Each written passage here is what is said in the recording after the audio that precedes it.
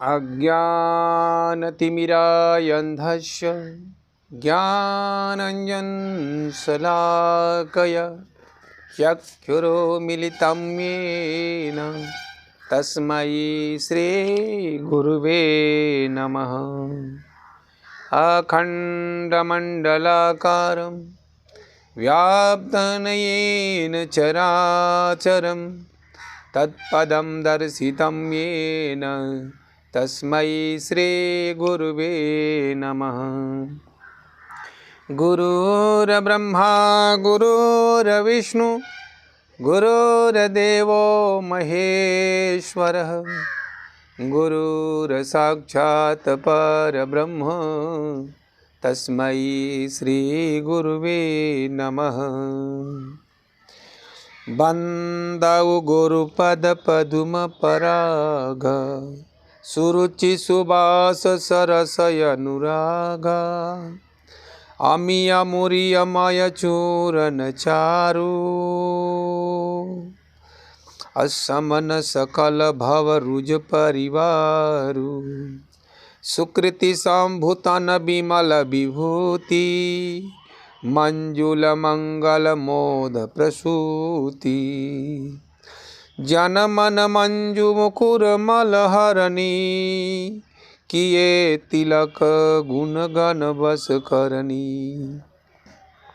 श्री गुरुपद नखमणि मन ज्योति सुमिरत दिव्य दृष्टि होती। श्री गुरुपद नखमणि गण ज्योति सुमिरत दिव्य दृष्टि होती। दलन मोहतम सोस प्रकाशु बड़य भाग उरया जासु उघरहि बिमल बिलोचन ही के अमिटहि दोष दुख भव रजनी के। समुझहि रामचरित मणि मानिक अगुप्त प्रगुप्त प्रकट जहस जो जेहि खानिक। प्रेम से बोलो श्री सद्गुरुदेव भगवान की जय। जीवन की पाठशाला की शुरुआत होती है गुरु से ही। एक शिष्य के लिए उसका सर्वस्व उसका गुरु ही होता है। प्रथम पाठशाला पहली गुरु माँ से शुरू होता है।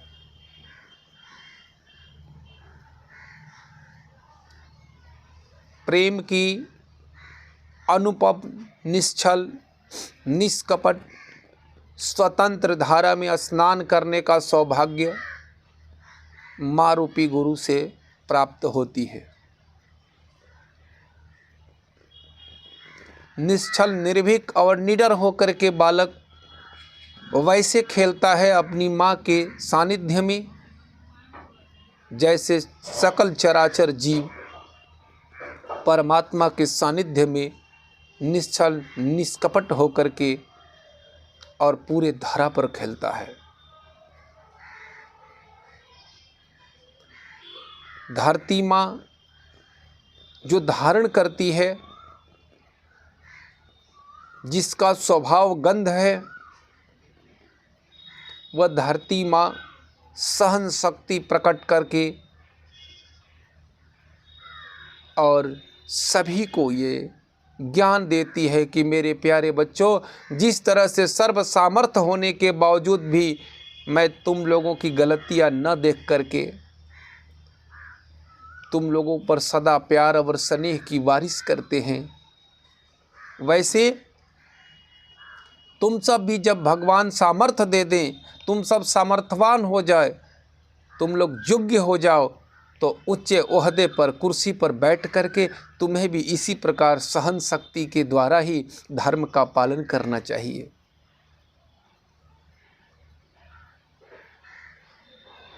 सूर्य अपना प्रकाश संश्लेषण की क्रियाओं द्वारा समस्त जीवों को जिस तरह से ऊर्जान्वित करता है, शक्ति का स्रोत बनाता है और सशक्त बना करके जीव को प्रकृति के द्वारा निर्द्वंद भाव से फलने फूलने का मौका देता है, वैसे सूर्य कहते हैं कि यदि तुम सूर्य के समान हो जाओ, ऊंचे वहदे के बनो, तो अपने ज्ञान रूपी प्रकाश में सभी प्राणियों को बिना भेदभाव किए सबको आश्रय देकर सदा धर्म पथ पर चलने का निर्देश करे। यह सकल चराचर जीव है, वह सब परमात्मा का अंश है।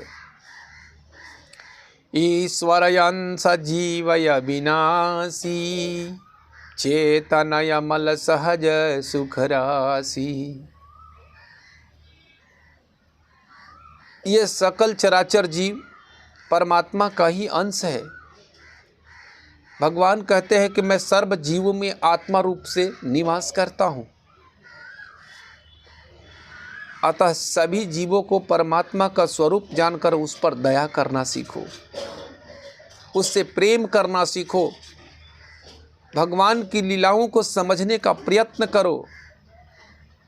अपना बुद्धि न लगा करके उस परमात्मा के निश्चल रूप का दर्शन करके अपने आप को सौभाग्यशाली बनाओ। चंद्रमा की तरह निर्मल बन करके इतना विनम्र भाव लोगों के पास दर्शाओ, विनम्र भाव से पेश आओ, ताकि सभी लोग तुम्हारी वाणी सुन करके तृप्त हो जाए और सबको सुंदर वाणी दे करके, सबको सुंदर आदर सम्मान दे करके तुम भी खुद भी को अपने आप को गर्वान्वित महसूस करो। वाणी ऐसी बोलिए मन काया पाक होए, अवरन को शीतल करे आपहु शीतल होए। ऐसी वाणी बोलो कि तुम उस बोल करके सुखी हो जाओ और जिसको बोलो वो भी आनंद से भर जाए। हर परिस्थितियों में धर्म की रक्षा के लिए तटस्थ रहो। धर्म रक्षा में तटस्थ जीव सदैव धर्म के द्वारा रक्षित होता है, क्योंकि धर्म संकल्प करता है। धर्मो रक्षति रक्षिता। धर्म कहता है तू मेरी रक्षा करता है तो मैं तेरी रक्षा करूंगा, इसमें कोई शक नहीं है। संपूर्ण विश्वास के साथ गुरु के श्री चरणों का ध्यान करो, गुरु के मूर्ति का ध्यान करो, गुरु द्वारा दिए गए मंत्रों का जप करो। जप से तुम्हारा सारे मनोरथ पूर्ण होंगे, तुम्हारे सारी मनोकामनाएं पूर्ण हो जाएगी। जितना जिसने गुरु के प्रति श्रद्धा रखा, जितना जिसने विश्वास रखा और जितने विश्वास से जिसने मंत्र का जप किया, उसका उद्धार हो गया। मीरा जी को गुरु मंत्र पर संपूर्ण विश्वास था। मीराबाई के साथ भी कई घटनाएं घटी, परंतु गुरु मंत्र धारण करके वो भगवान नाम का जप करती हुई अपनी स्त्रियों की टोली मंडली बनाई, वृंदावन पहुँची। वृंदावन में संत लोग, पुजारी लोग अंदर ठाकुरबाड़ी में जाने से मना कर दिया। जैसे ही ऐसा हुआ, उस दिन की ऐसी घटना हुई कि उस घटना ने सारे पुजारियों को और सारे संतों की आंखें खोल दी। मीराबाई ने कुछ दूरी पर अपना टेंट लगाया, अंदर जब लोग नहीं जाने दिया तो बाहर ही बैठ गई। उस दिन भगवान कृष्ण भोजन ही नहीं किए। भगवान कृष्ण की प्रतिमा से आंखों से आंसू टपक रहा था। यह दृश्य देख करके पुजारी दंग हो गया और मीराबाई के द्वारा दिए गए प्रसाद को जब पुजारी बाहर निकला तो देखा कि भगवान स्वयं जा कर के बैठ करके मीराबाई के हाथों से भोजन कर रहे हैं। ये है भक्ति का प्रताप। निश्चल भाव से जिसने भक्ति की है, जिसने अपने गुरु पर श्रद्धा की है, माता शबरी ने अपने गुरु श्री मातंग मुनि पर संपूर्ण विश्वास करके पूरे जीवन अपना प्रभु श्री राम आएंगे इस दर्शन में बिता दिया। अंततो गत्वा अंतिम समय में भगवान आए और गुरु की वाणी सिद्ध हुई। और गुरु के बताए गए सारे नियमों को माता शौरी ने भगवान से कही।